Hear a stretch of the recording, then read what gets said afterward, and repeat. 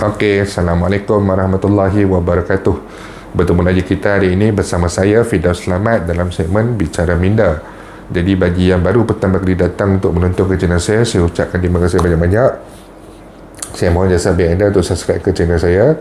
Bagi yang dah subscribe, saya mohon anda untuk kongsikan video ini kepada rakan-rakan dan juga ahli keluarga anda. Semoga apa yang saya nak sampaikan hari ini adalah satu perkongsian yang bermanfaat untuk kita semua, insya-Allah. Okey. Jadi apabila saya berkongsikan berkenaan video berkenaan dengan rayuan BPR 2021 yang akan bermula pada 15 Jun minggu depan, banyak persoalan yang saya dapat, terutama sekali berkenaan dengan status perkahwinan.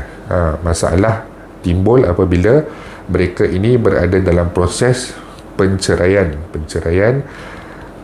Jadi saya rumuskan beberapa kes. Ada yang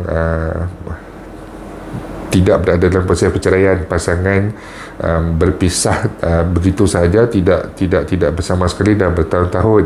Ada yang sedang dalam proses perceraian tetapi disebabkan lockdown, kes tidak berjalan dan sebagainya, status tu tergantung. Ada juga yang baru nak dalam proses perceraian tetapi tidak mendapat kerjasama daripada pasangan.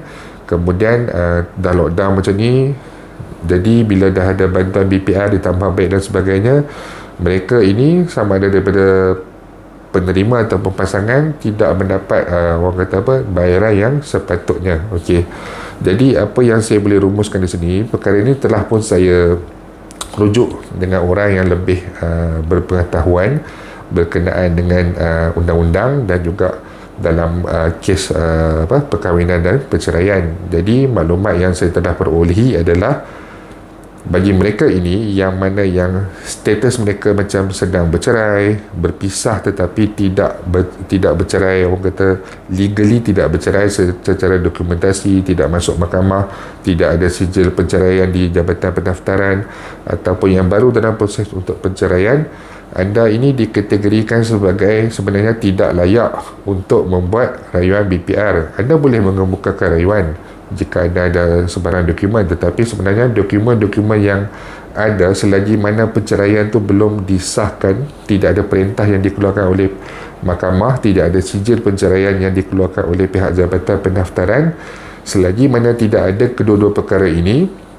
penceraian itu dikira masih lagi belum berlaku. Dan rekod di dalam data Lembaga Hasil Jalan Negeri Malaysia berdasarkan data sama ada BSH, data BPN ataupun data BPR yang sebelum ini, rekod mereka adalah anda masih dalam kategori isi rumah yang mana masih mempunyai pasangan. Jadi di sini timbul masalah apabila kadang-kadang pasangan tidak mendapat orang kata apa, duit daripada BPR ni sebab pasangan yang lagi satu ni tidak memberikan kerjasama. Dia bolot semua, dia tak nak bagi pada anak-anak, dia tak nak bagi pada pasangan dia sama ada isteri ataupun suami.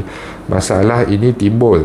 Jadi masalah ini timbul dalam kes ni memang tak boleh buat apa-apa sebab dia tidak ada sebarang black and white, tidak ada satu perintah yang jelas. Jadi anda terpaksa menerima keadaan ini dengan seadanya. Dan bagi mereka yang orang kata baru nak dalam proses dan sebagainya, apabila keadaan sudah semakin reda, lockdown sudah semakin berlangsung dan sebagainya, anda perlulah membuat pertimbangan untuk menyegerakan apa yang tertangguh dengan harapan semoga mungkin pada bulan September nanti bayaran yang berikutnya, bulan Julai sebagai contoh, bulan September kalau ada lagi, ataupun mungkin pada tahun depan mungkin anda boleh membuat kemas kini ataupun rayuan. Kalau tahun depan mungkin tak ada, tapi sekurang-kurangnya mungkin anda boleh buat kemas kini.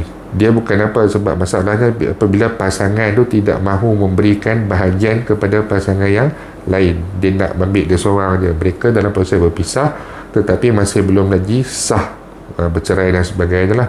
Itu yang menjadi permasalahan dan memang tidak ada apa-apa perkara yang dapat dilakukan.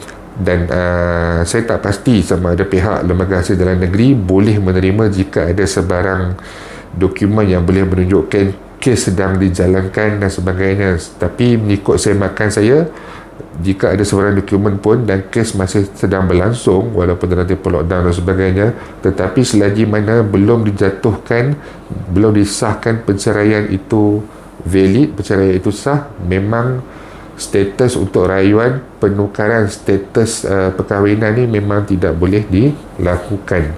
Okey.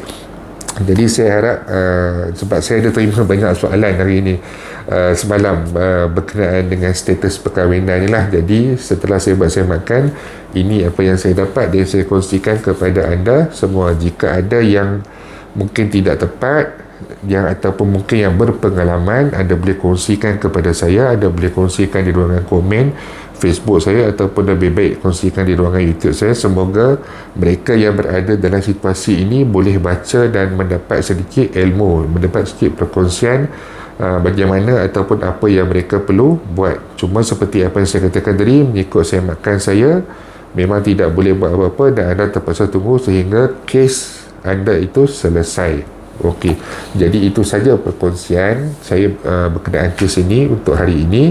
InsyaAllah jika ada sebarang perkembangan terbaru, saya akan kongsikan kepada anda semua.